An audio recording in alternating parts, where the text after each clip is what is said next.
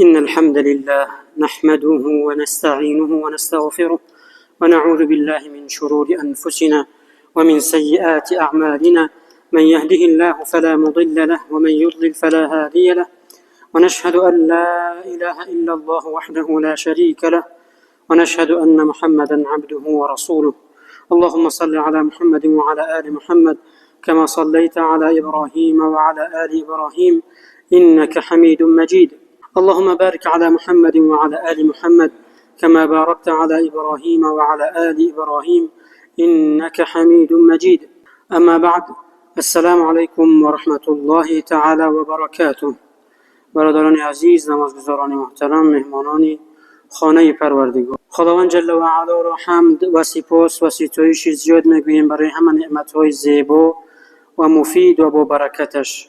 خداوند جل و علا را برای ایمان، برای اسلام، برای قرآن، برای این سرجمعی و تنصیحتی و تندرستی، این صلح و ثبات و تنج و امانی، برای محبت و اخوت و یکدلی، خداوند جل و علا را حمد و سپاس و ستایش به حق میگوییم. و خداوند خود در قرآن در سوره ابراهیم در موضوع شکرگزاری می‌فرماید: لئن شکرتم لازیدنکم. ای بندگان من، اگر شما نعمت‌های مرا شکرگزاری کنید، من نعمت‌هایم را برای شما با برکت، مفید و منفعتناک و ابدی می‌گردانم. ولئن کفرتم ان عذابی لشدید. و اگر نعمت‌های مرا ناسپاسی کردید، همون نعمت‌ها را سبب عذابتان می‌گردانم. و بدانید که عذاب من بسیار شدید، یعنی بسیار سخت است. اگر انسان نعمت‌ها را شکر نکند، هر یک نعمتی را شکر واجب است. پس شکر فرزند تعلیم و تربیه فرزند است. تنها خدا را شکر که به من فرزند داده‌ای و همین شکرگزاری کامل نمی‌شود. باید فرزند را تعلیم بدهی، باید تربیه بدهی، اخلاق حمیده بدهی، او را به یک جای مکان انسانی و کرامت انسانی برسانی. بعد نتیجه و ثمره اش را خودت در این دنیا و آخرت میگیری. پیامبر صلی الله علیه و سلم گفتند که التحدث بنعمت الله شکرا و ترکه کفرا. همین به یاد آوردن نعمت‌های پروردگار و به زبان گفتن آنها. هر یک انسان عاقل باید پیش از خواب با خودش بگوید: الحمدلله که تندرستم، صحتمندم. الحمدلله که خدا را میشناسم و از جمله انسان‌های هدایت شده‌ام. خدا را شکر که به من سرپناه داده است و خانه داده است. خدا را شکر که به من پدر و مادر نیک داده است، همسری خوب داده است، فرزندانی خوب داده است، سالم داده است. خدا را شکر که در وطن من، در سرزمین من همه تنج و آرام و صلح و ثبات و همه وحدت و همه محبت است. پس هر یک این نعمت‌ها را اگر شمارش کند، پیامبر صلی الله علیه و آله گفتند که یکی از شاخه‌های شکرگزاری نعمت‌های پروردگار جل و علا این به یاد آوردن نعمت‌های پروردگار جل و علا، به زبان گفتن آنها. خدا را شکر که من صحتمند. پیامبر صلی الله علیه و سلم یک انسانی که مادرزاد معیوب بود میدید، با آوازی پس دعا میکرد، هم برای خود هم برای اون: الحمدلله الذی عافانی مما ابتلاک به. پروردگار تو را حمد و سپاس و ستایش، تو را شکر که به من سلامتی دادی در حالی که این برادر مرا گرفتار کرد. و فضلنی علی کثیر ممن خلق تفضیلا. و تو را شکر که مرا از بسیاری از مردم فضیلت و کرامت و مقام و جایگاهی والایی دادی. وقتی ما میبینیم یک انسانی که مادرزاد معیوب است، پس درک میکنیم که خداوند جل و علا قدرتی داشت که ما و شما رو مثل همون معیوب به دنیا بیارد.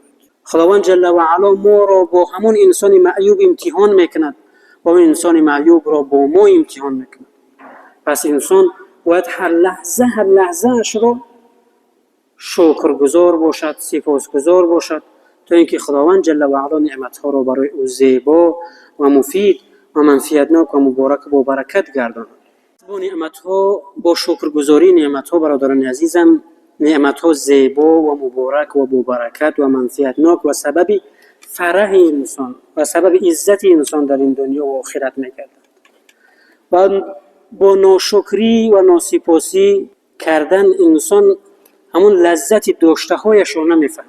پیامبر محبوبمون محمد مصطفی صلی الله علیه و سلم فرمودند لیس الغنى عن کثرت العرض، بایگری اساسی آن نیست که ما ثروت و جایگاه و مقام و تنگه و طلا و دارایی های این دنیا زیاد جمع کرده باشیم. پیامبر صلی الله علیه و سلم گفتند که اینها دارایی های اساسی نیستند، اینها دارایی هایی هستند که فناپذیرند، نابود می شوند. اینها فرصت هایی هستند که خداوند با اون انسان را آزمایش میکند. پیامبر صلی الله علیه و سلم گفتند در دوام حدیث که لیس الغنى عن کثرت العرض ولكن الغنى غنى النفس. پیامبر صلی الله علیه و سلم بایگری اساسی انسان این همون قناعتمندی است، این همون راضیگی است، این خرسند بودن به داشته های است، شکر گفتن خدا را با همون داشته های است. ببینیم بایگری قارون رو، خزینه هایش رو میگه فیل ها میبرداشتند، بایگری هایش را فیل ها و شتر ها میبرداشتند. میگه خزینه هایش چنان زیاد بود که تمام خزینه های مصر، سرزمین های مصر در پیش او، اما چنان حریص، چنان گرسنه بود، چنان چشمش چور بود که می ایستاد و تاریخ نویسان می نویسند که قارون می ایستاد و می گفت کی میاد یک خوراکی مفت برای او میارد تا اینکه بخوره. تمام خزینه ها در دست او بود، اما از او کرده انسانی نادارتر دیگر هیچ کسی نبود. متاسفانه هستند در بین جامعه ما هم انسان‌هایی که گویا ثروتمندند، جایگاه دارند در جامعه و ثروت‌های مالی زیاد دارند، اما بایگری حقیقی این نیست. هزار درد دارد، با یکی از آنها وقتی نشستیم هیچ چیزی خورده نمیتوان. از خودش شکایت، از سلامتیش شکایت، از فرزندانش شکایت، از همسرش شکایت، از پدرش شکایت، از همکارانش شکایت، از همه ناراض است. از این دارایی به درد کی میخوره؟ خداوند جل و علا برای داشته هایمون شکر گوییم تا اینکه همون داشته هایمون زیبا گردند، با برکت گردند و مفید و منفعتناک گردند. برادران عزیزم، ما در روز جمعه قرار داریم، روزی که در آن ساعت اجابت دعا هست. پیامبر محبوبمون می‌فرمایند فی ساعت لا یوافقها عبد مؤمن وهو قائم یصلی. در این روز جمعه یک ساعت، یک لحظه های اجابت دعا، اگر انسان در نماز باشد یا دست به دعا بردارد، هر چیزی که از خداوند جل و علا طلب کند، آرزو کند، بیشک اگر در منفیت خودش باشد خداوند جل و علا در همین دنیا برای او نصیب می‌گردد. هیچ دعای مؤمن رد نمی‌شود برادران عزیز، اما دعا هم به خود شرط ها دارد. باید انسان پیش از همه خوردنی هایش، پوشیدنی هایش، مالش، همش از راه حلال، از راه پاک باشد تا اینکه خداوند جل و علا دعایش را قبول کند. در حدیث صحیحی که امام بخاری از پیامبر صلی الله علیه و سلم روایت میکند، پیامبر صلی الله علیه و سلم نقل میکند که یک مردی بود که بسیار لوچیده بود و غبارآلود بود و بسیار بیچاره بود. در صحرا ناگاه از دستش شترش گرفت، چنان دیگر شتر وقتی از دست انسان بگریزد دیگر قپیدن او، برگرداندن او آسان هم نیست.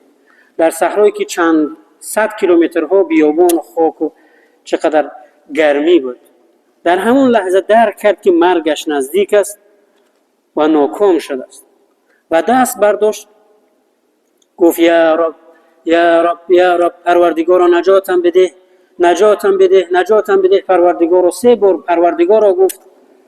پیامبر صلی الله علیه و سلم در حالی که و ملبسه حرام و مطعمه حرام و غذی بالحرام، خوردنیش همش از حرام بود، از راه حرام بود، از راه نامشروع بود، از راه نامشروع و از راه ناحق به دست آورد. خوردنیش، نوشیدنیش، تا حتی همون جسمش سالهای دراز از رشوه و از حرام و از دروغ و از بهتان، از حق یک یتیم و یک بینوا و بیچاره رو گرفته خورده و به وایه رسیده است. پیامبر صلی الله علیه و آله میگه خوردنیش، لباس هایی که در تنش است، نوشیدنیش، خودش با همون خوراک های حرام به وایه رسیده است. فانا یستجاب له، چطور دعای انسان اجابت یابد؟ پس برادران عزیزم، اگر میخواهیم که صدایمون را، دعایمون را خداوند جل و علا اجابت کند، لقمه‌مون را حلال کنیم تا خداوند جل و علا در زندگی و در فرزندان و در کسب و کار و در دینمون، در قبرمون، در قیامتمون خداوند برکتش را همیشگی گردان. وقتی دعا میکنیم خضوع و خشوع و صدق داشته باشیم، اخلاص داشته باشیم، یقین داشته باشیم که دعا میکنم پروردگاری دارم که اجابت کننده است، به شک اجابت میکنه. اگر در دعای انسان کمی شبهه کند یا اینکه دو دیله شود که شاید این دعای من پذیرفته می شود یا اینکه نمی شود، در همین حال بداند که در دعا کردنش ناقص است و ناکام است. باید انسان چکار کند؟ یقین کند. پس وقتی دست برداشت خاضعانه و بی کبر و بی ریا و بی خودنمایی، بعد از صلوات و درود بر پیامبر صلی الله علیه و سلم و حمد و سپاس و ستایش بر پروردگار جل و علا، خداوند جل و علا خود میگه ولله الاسماء الحسنى فادعوه بها. خداوند جل و علا را نام‌ها و صفت‌های زیبایی است، وقتی او رو میخوانید، او رو میطلبید، او رو دعا میکنید، او رو با نام‌های زیبایش بخوانید. ای بخشنده، ای آمرزنده، ای دهنده، ای شفا دهنده. پس با همون صفت‌ها و نام‌های نیکی پروردگار، صفت‌ها و نام‌های زیبای پروردگار جل و علا شروع کنید و دعایتان رو با خضوع و با خشوع و با ترس و با یقین دعا کنید و در اخیر صلوات بر پیامبر صلی الله علیه و سلم بفرستید. یگانه عبادتی که برادران عزیزم اجابت شونده است و در آن یقین است که اجابت می شود. دیگر همه عبادت‌های ما، نمازهای ما، روزه‌های ما، حج ما، زکات ما بین خوف و رجا اند. یعنی ما نماز میخونیم، بعد از نماز 3 بار استغفار میگیم استغفر الله، از تو طلب مغفرت میکنم ای پروردگار، از تو طلب مغفرت میکنم پروردگار، از تو طلب مغفرت میکنم پروردگار. آیا کاری بدی کرده است که طلب مغفرت میکند؟ نه البته. اما میگوید پروردگار، این عبادتی که من کردم، این نماز جمعه‌ای که من خواندم، در حقیقت سزاوار بندگی تو نیست، پر از نقصان بود، پر از کمبودی ها بود. پروردگار، با استغفار و با طلب بخشش این نمازهایم را کامل بگردان، از من قبول بگردان. یگانه عبادتی که گفتیم اجابت شونده است و در آن هیچ شکی نیست، همون صلوات بر پیامبر محبوبمان محمد مصطفی صلی الله علیه و سلم است. پیامبر صلی الله علیه و سلم میگه که در این روز بر من صلوات بسیار بفرستید، یعنی در روز جمعه، برای اینکه صلوات ها و درود های شما و سلام های شما بر من برسد. و پیامبر گفتند اگر شما در این عالم نباشید هم، گفتند اگر من در این عالم هم نباشم، ملائکه های موظفند که روح مرا برمیگردونند و میگویند که عبدالله فرزند عبدالرحمن ای پیامبر صلی الله علیه و سلم در این روز مبارک و این ساعت های اجابت دعا بر شما صلوات فرستاد. در عوض پیامبر صلی الله علیه و سلم از خداوند برای او طلب مغفرت میکنند و همین یک صلوات رو ملائکه ها میگیرند و به آسمان میبرند و میگن پروردگارا، بنده ای تو عبدالله فرزند عبدالرحمن و پیامبر صلی الله علیه و سلم درود و صلوات فرست. خداوند جل و علا در جواب یا در عوض یک صلواتی با اخلاصی تام او انسان برای او 10 اجر نصیب میکند و 10 گناهش رو، 10 خطا و لغزش هایش رو می آمرزد و او را 10 مقام در جنت بالا می بردارد. پس امروز بیایید که یک جا صلوات به پیامبر صلی الله علیه و سلم بفرستیم. اللهم صل علی محمد و علی آل محمد كما صليت على ابراهيم وعلى آل ابراهيم انك حميد مجيد. اللهم بارك على محمد وعلى آل محمد كما باركت على ابراهيم وعلى آل ابراهيم انك حميد مجيد. و ویم کوتاه کرده این صلوات ها هم میشه گیم اللهم صل علی محمد و علی آل محمد.